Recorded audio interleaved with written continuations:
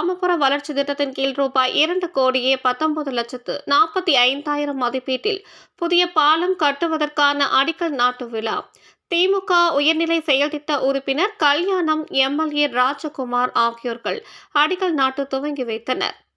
மயிலாடுதுறை மாவட்டம் மயிலாடுதுறை அடுத்து அரியபுரம் மற்றும் கடலங்குடியை இணைக்கும் பகுதியான காவிரி ஆற்றின் குறுக்கே பாலம் அமைத்து தர அப்பகுதி மக்கள் நீண்ட நாள் கோரிக்கை வைத்தனர்.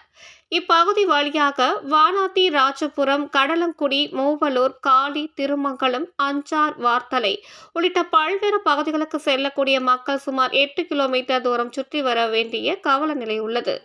பிரதான பகுதியாக இருக்கும் இந்த இடத்தில் இணைப்பு பாலம் கட்டித்தர வேண்டும் என்று பல நாள் அப்பகுதி மக்கள் கடலங்குடி ஊராட்சி மன்ற தலைவர் அவரிடம் கோரிக்கை வைத்தனர்.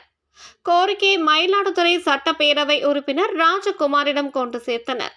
நபார்டு திட்டம் கிராமப்புற வளர்ச்சி திட்டத்தின் கீழ் ரூபாய் 2,19,45,000 மதிப்பீட்டில் நிதி ஒதுக்கீடு செய்யப்பட்ட புதிய பாலம் கட்டித்தர இன்று பூமி பூஜை நடைபெற்றது.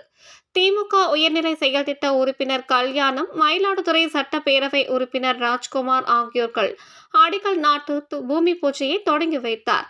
இந்நிகழ்வில் திமுக வடக்கு ஒன்றிய செயலாளர் வைத்தியநாதன் மற்றும் பொறுப்பாளர், பொதுமக்கள் கலந்து கொண்டனர்.